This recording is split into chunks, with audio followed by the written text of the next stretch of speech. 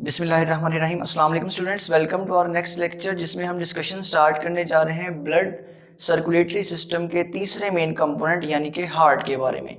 Heart को हम pumping organ कहते हैं, क्यों? क्योंकि ये ब्लड को फोर्स प्रोवाइड करता है ताकि वो बॉडी में सर्कुलेट करे और मटेरियल्स को ट्रांसपोर्ट करे। तो स्ट्रक्चर ऑफ हार्ट को डिस्कस करने के लिए हम इसको चार मेन कंपोनेंट्स में डिवाइड करेंगे, तो एक्सटर्नल से इंटरनल की तरफ। तो सबसे पहले हम बात करेंगे इसमें मौजूद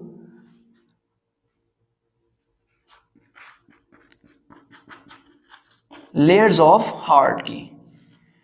heart is composed of three main layers. First one is the epicardium, external one, myocardium, middle one, and endocardium, ये होती है inner most layer. Epicardium is actually made up of connective tissue. Myocardium is composed of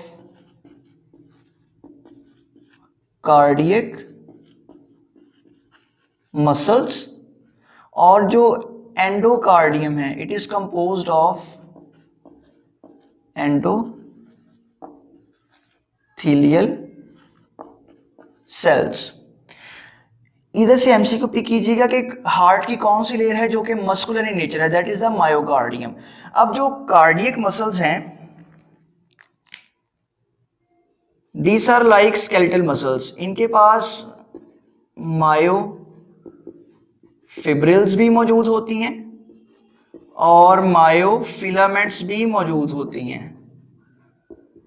जो myofibrils हैं ये बनी होती हैं myosin protein से और जो मायोफिलामेंट्स हैं ये बनी होती हैं एक्टिन प्रोटीन से। क्लियर? इसके बाद स्केलेटल मसल और कार्डियक मसल में डिफरेंस ये है कि कार्डियक मसल होते हैं ब्रांच्ड। अगर मैं कार्डियक मसल ड्रॉ करूं, ये देखिएगा that is the cardiac muscle, और यहां पर जाकर ये क्या हो जाएगा, ब्रांच हो जाएगा लाइक दैट। तो ये एक cell, that is the other cell, और ये क्या है, ब्रांच्ड है। इसके बाद यहां से स्टार्ट होगा नेक्स्ट सेल और सो ऑन, इस तरीके से ही कंटिन्यू रहते हैं। इसी तरह ये एक और कार्डियक मसल। कार्डियक मसल की एक और प्रॉपर्टी है कि जो इसमें एडजेसेंट सेल होते हैं ना, मतलब नेबरिंग सेल्स हैं, एडजेसेंट साथ वाले जो सेल हैं, इनकी सेल मेम्ब्रेन आपस में फ्यूज हो जाती है और फ्यूज होकर ही आपको डार्क ग्रीनिश कलर का एक स्ट्रक्चर नजर आ रहा होगा, इसको बोलते हैं इंटरकलेटेड डिस्क। तो ये डिफरेंस है between the skeletal muscle and the cardiac muscle, कि कार्डियक मसल के अंदर एक तो ये ब्रांच्ड होते हैं और दूसरा इनके पास इंटरकलेटेड डिस्क मौजूद होती है, जबकि स्केलेटल मसल के पास इंटरकलेटेड डिस्क भी मौजूद नहीं होती और वो ब्रांच्ड भी नहीं होता, अनब्रांच होता है। तो that is the structure of actually cardiac muscle. Okay, so that was about the layers. अब हम मूव करते हैं इनर साइड पर। यहाँ पर आपको चार चैम्बर नजर आ रहे हैं, तो यही हमारा नेक्स्ट पॉइंट भी होगा, chambers of heart. Layers complete होगी, अब हम चैम्बर्स को डिस्कस करते हैं। Heart is composed of four main chambers. upper two chambers, these are the upper two chambers, and lower chambers। ये जो lower two chambers हैं these are called as ventricles, और जो upper chambers हैं these are called as atria. Plural form में और singular इसको atrium कहते हैं। तो ये दो एट्रिया और ये नीचे वाले दोनों क्या है, वेंट्रिकल्स। और जो वेंट्रिकल्स हैं इनके अंदर भी जो लेफ्ट वेंट्रिकल है ये 3 टाइम्स थिकर होता है as compare to right ventricle. उसकी वजह ये होती है कि लेफ्ट वेंट्रिकल जब कॉन्ट्रैक्ट करता है ना, तो इसने ब्लड को बॉडी के अंदर पंप करना होता है। So that's why left ventricle की जो वॉल है वो थिक होती है as compare to right ventricle. Clear? अच्छा, अब हम डिस्कशन करने जा रहे हैं इसके थर्ड कंपोनेंट की कि डक्ट्स कहाँ से निकलती हैं, मूव करती हैं। बाकी जो चैम्बर्स हैं इनकी डिस्कशन दोबारा करेंगे जब हम ब्लड फ्लो को डिस्कस करेंगे। तो अभी हम डिस्कस करने लगे हैं जी इसका तीसरा मेजर कंपोनेंट जो है डक्ट्स, कि हार्ट से कौन सी डक्ट्स निकलती हैं और कौन सी इसमें इंटर होती हैं। तो सबसे पहले हम इसको डिवाइड करते हैं टू मेजर पोर्शंस में।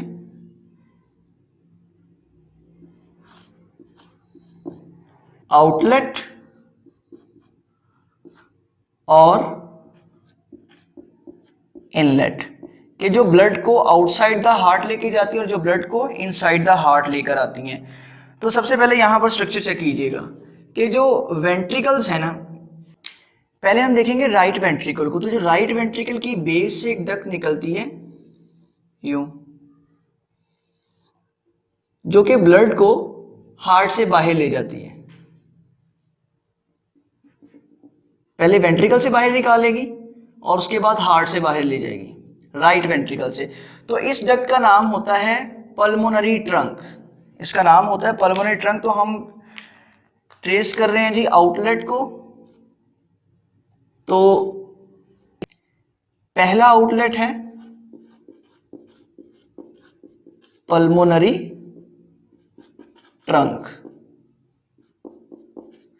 ये जो पल्मोनरी ट्रंक है ये बाहर निकलकर दोबारा डिवाइड करता है और बनाता है स्ट्रक्चर जिनको हम कहेंगे पल्मोनरी आर्टरी। इसी तरह जो लेफ्ट वेंट्रिकल है यहां से भी डक्ट निकलती है बाहर, लेफ्ट वेंट्रिकल, राइट वेंट्रिकल की तरह लेफ्ट से भी डक्ट निकलती है बाहर।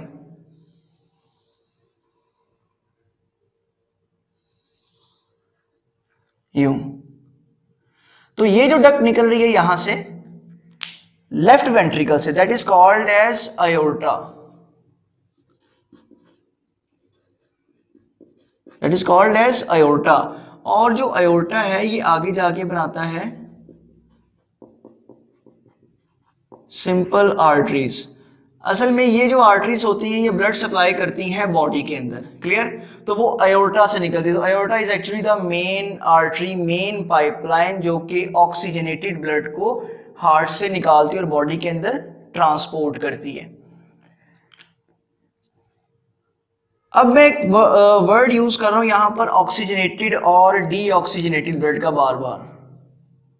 तो ऑक्सीजनेटेड ब्लड वो होता है कि जिसके अंदर ना ऑक्सीजन का लेवल ज्यादा होता है, और डीऑक्सीजनेटेड ब्लड वो होता है जिसके अंदर से ऑक्सीजन यूज कर ली जाती है। तो हार्ट क्या करता है, डीऑक्सीजनेटेड ब्लड को बॉडी से खींच लेता है और ऑक्सीजनेटेड ब्लड को बॉडी के अंदर ट्रांसपोर्ट करता है। तो अब हम पढ़ने लगे हैं जी इनलेट, वो डक्ट्स जो कि ब्लड को इनसाइड द हार्ट लेकर आती हैं। अगर हम इनलेट की बात करें तो जो राइट एट्रियम है इस तरफ, ये देखिएगा,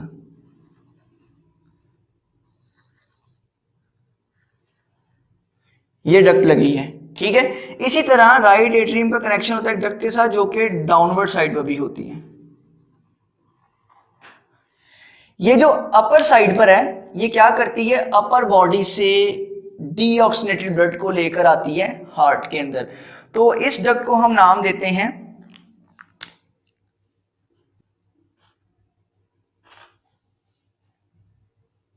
वेना कैवा। अब जो वेना कैवा है ये दो हैं, एक है सुपीरियर वेना कैवा और एक है इंफीरियर वेना कैवा। तो जो अपर साइड पर है that is the superior vena cava, और जो लोअर साइड पे है that is the inferior vena cava. That is the superior vena cava and that is the inferior vena cava. ठीक, तो ये दोनों इंटर किस में हो रहे हैं, राइट एट्रियम के अंदर, और राइट एट्रियम से मूव करेंगे राइट वेंट्रिकल में। वो किस तरीके से मूव करेंगे वो अगले पोर्शन में पढ़ते हैं। अच्छा, इसी तरीके से एक डक्ट है जो कि ऑक्सीजनेटेड ब्लड को हार्ट के अंदर लेकर आ रही है, तो है ना डीऑक्सीजनेटेड ब्लड को लेकर जाने वाली। अब हम पढ़ने लगे जो कि ऑक्सीजनेटेड ब्लड को हार्ट के अंदर लेकर जाती हैं। सो ये इंटर होती हैं इनटू द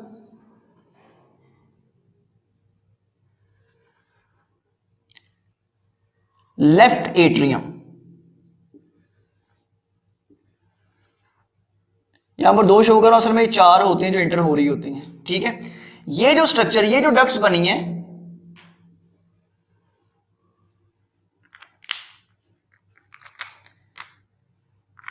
ये जो डक्ट्स बनी हैं इनको बोलते हैं pulmonary veins. Pulmonary veins inter करती हैं किसमें? लेफ्ट एट्रियम में, और जो सुपीरियर और इंफीरियर वेना कैवा है ये इंटर करता है इनटू द राइट एट्रियम। तो हम कहते हैं कि जो राइट एट्रियम है इसके अंदर फॉल करता है कौन सा?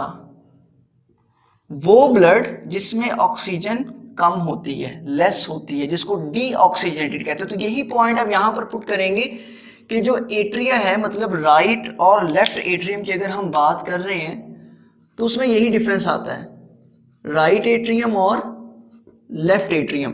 तो उसमें यही पॉइंट आता है कि जो राइट एट्रियम होता है उसके अंदर जो वेना कैवा होता है ये वो ब्लड लेकर आएगा जो कौन सा होगा?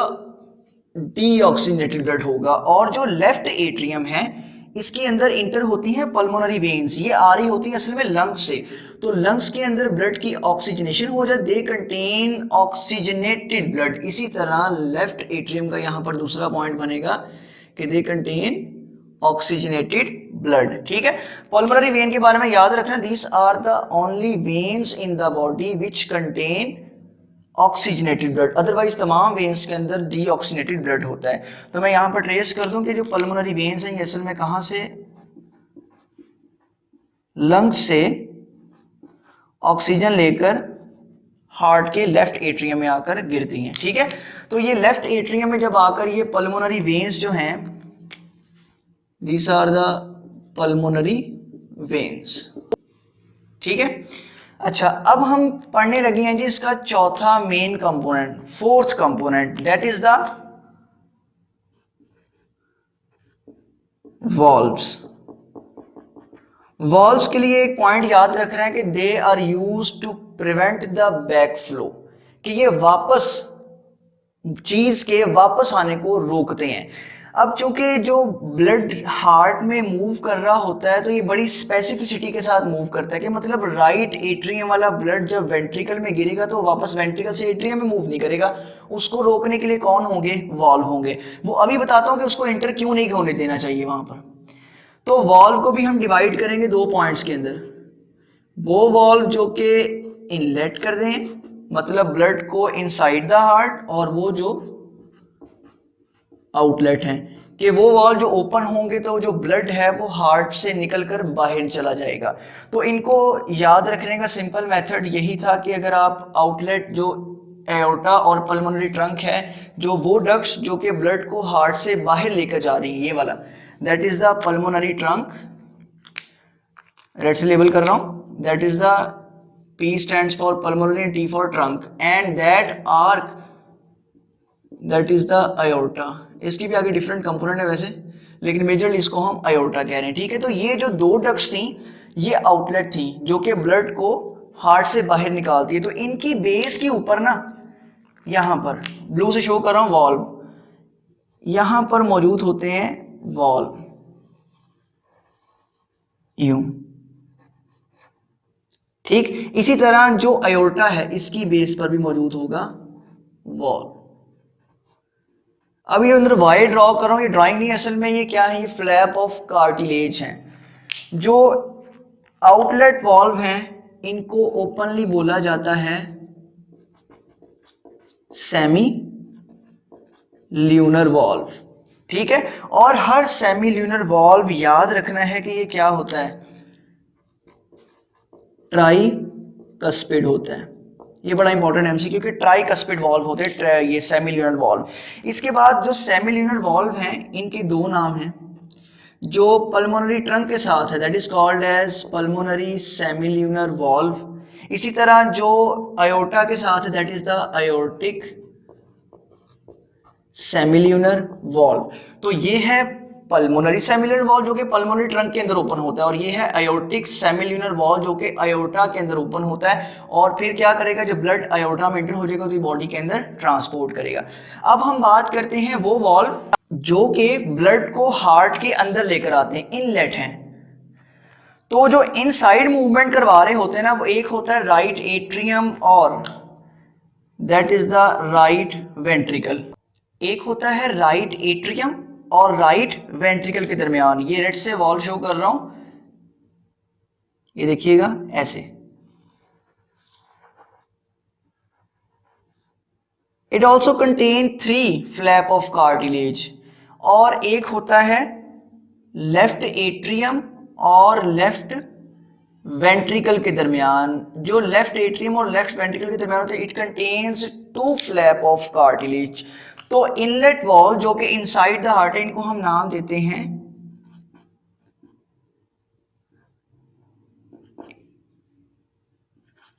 Atrio ventricular valve, atrio ventricular valve. ठीक है, अब अगर हम एट्रियो वेंट्रिकुलर वॉल्व को देखते हैं, जो कि एक है ट्राइकस्पिड और एक है बाइकस्पिड। तो जो ट्राइकस्पिड वॉल्व है ये प्रेजेंट होता है राइट साइड पर, राइट एट्रियम और राइट वेंट्रिकल के दरमियान, जबकि जो बाइकस्पिड वॉल्व है ये प्रेजेंट होता है लेफ्ट एट्रियम और लेफ्ट वेंट्रिकल के दरमियान। तो ये जनरल कंपोनेंट है हार्ट के, कि जिनकी बेस पर हम हार्ट को आसानी से याद रख सकते हैं। इसके बाद एक चीज वॉल्व के अंदर मैं दोबारा ऐड करना चाहूंगा कि जो वॉल्व होते हैं, मतलब जो कार्टिलेज के फ्लैप्स बने हुए होते हैं, ये फर्दर इनके अंदर थ्रेड लाइक स्ट्रक्चर होता है, ऐसे फाइबर्स होते हैं, दोनों साइड्स पर होते हैं। मैं सिर्फ एक तरफ शो कर रहा हूं। इनको बोलते हैं chordae tendineae. Clear, chordae tendineae. ये यहां पर एंकर करते हैं मसल्स के साथ। इन स्पेशल मसल्स को बोलते हैं पेपिलरी मसल्स।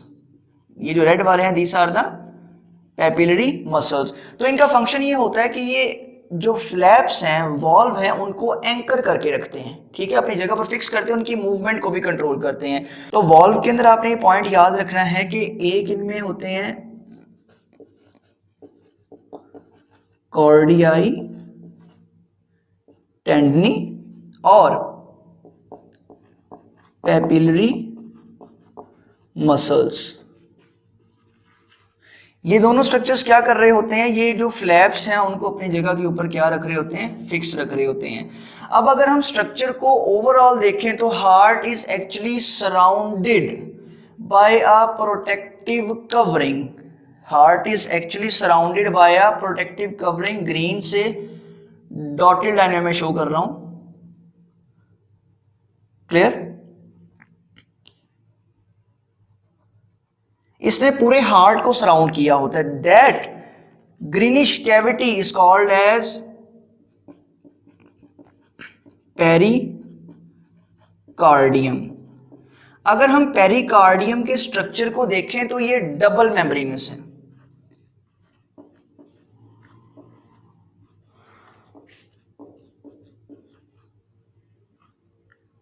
डबल मेम्ब्रेन है, और इन दोनों मेम्ब्रेन्स के दरमियान में मौजूद होता है pericardial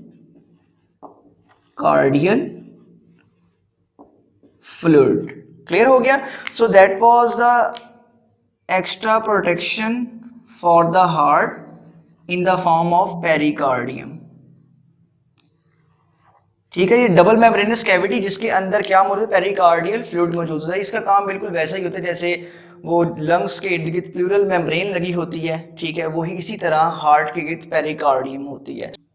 so that was all about the structure and components of the pumping organ of blood circulatory system which is called as heart. Stay blessed. Allah Hafiz.